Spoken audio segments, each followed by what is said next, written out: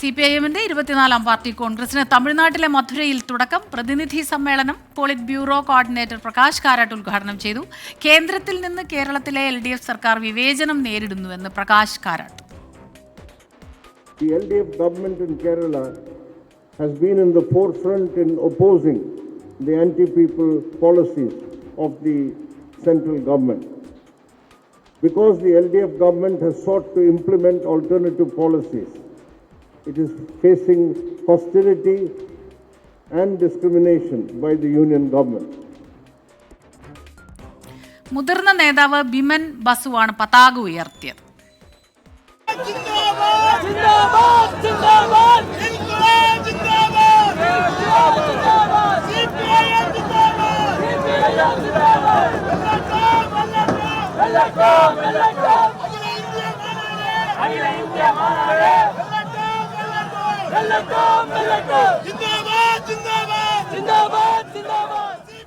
വിവിധ ഇടതു പാർട്ടികളുടെ പ്രതിനിധികൾ ഉദ്ഘാടന സമ്മേളനത്തിൽ പങ്കെടുത്തു.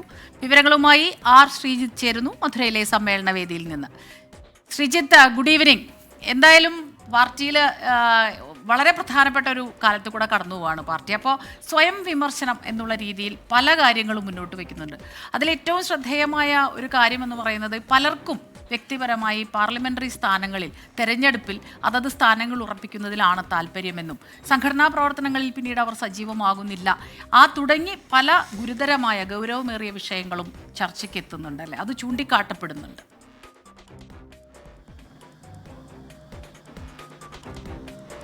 സ്മിത, CPIM-ന്റെ പാർട്ടി കോൺഗ്രസിൻ്റെ ഉദ്ഘാടനം സെഷൻ കഴിഞ്ഞു. ഇനി 4 മണിക്കാണ് അടുത്ത സെഷൻ ചേരുന്നത്. ഈ 4 മണി മുതൽ 7:30 വരെയുള്ള സെഷനിലാണ് കരട് രാഷ്ട്രീയ പ്രമേയവും കഴിഞ്ഞ പാർട്ടി കോൺഗ്രസ് അംഗീകരിച്ച രാഷ്ട്രീയ പ്രമേയത്തിന്മേലുള്ള അവലോകന റിപ്പോർട്ടും അവതരിപ്പിക്കുന്നത്. ഇന്ന് മറ്റു ചർച്ചകളില്ല. കരട് രാഷ്ട്രീയ പ്രമേയത്തിലും രാഷ്ട്രീയ അവലോകന റിപ്പോർട്ടിലും ഒപ്പം തന്നെ സംഘടനാ റിപ്പോർട്ടിലും സ്വയം വിമർശനപരമായ ഒട്ടേറെ കാര്യങ്ങളുണ്ട്. അതിലേറ്റവും പ്രധാനപ്പെട്ട കാര്യം, പാർട്ടി കഴിഞ്ഞ കുറേ കാലങ്ങളായി പ്രവർത്തിക്കുന്നുണ്ടെങ്കിലും രാജ്യത്താകമാനമുള്ള ഒരു സ്വാധീന ശക്തിയായി വളരാൻ കഴിയുന്നില്ല. പ്രത്യേകിച്ചും പ്രാദേശികമായ പുതിയ ജനവിഭാഗങ്ങളിലേക്ക് കടന്നു ചെല്ലാനും തൊഴിലാളികളും കർഷകരും ഉൾപ്പെടെയുള്ള വിഭാഗങ്ങളിൽ സ്വാധീനം വർദ്ധിപ്പിക്കാനും കഴിയാത്ത ഒരു പരിമിതി പാർട്ടി നേരിടുന്നുണ്ട്. ഇതിനുള്ള പ്രധാനപ്പെട്ട കാരണം പ്രാദേശിക വിഷയങ്ങൾ ഏറ്റെടുക്കാത്തതും പ്രാദേശികമായ സമരങ്ങൾ സംഘടിപ്പിക്കാനും മറ്റും കഴിയാത്തതാണ്. കർഷകർക്കും തൊഴിലാളികൾക്കും യുവജനങ്ങൾക്കുമെല്ലാം പാർട്ടിയോട് സോഷ്യലിസം എന്ന സങ്കല്പത്തോടുമൊക്കെയുള്ള താല്പര്യം കുറഞ്ഞു വരുന്നു. ഇതിനെ ഗൗരവതരമായി കണ്ട് പരിഹാര നടപടികൾ ഉണ്ടായില്ലെങ്കിൽ വരും കാലത്ത് ആശങ്കപ്പെടേണ്ട സാഹചര്യം ഉണ്ടാകും എന്ന മുന്നറിയിപ്പാണ് സംഘടനാ റിപ്പോർട്ടും മറ്റും നൽകുന്നത്. ഒപ്പം തന്നെ ഈ പാർട്ടി എന്ന നിലയിൽ ലോക്സഭയിൽ തെരഞ്ഞെടുപ്പിലും മറ്റും വോട്ട് ശതമാനം കുറയുന്നതിനെപ്പറ്റി രാഷ്ട്രീയ അവലോകന റിപ്പോർട്ടിലും മുന്നറിയിപ്പ് നൽകുന്നുണ്ട്.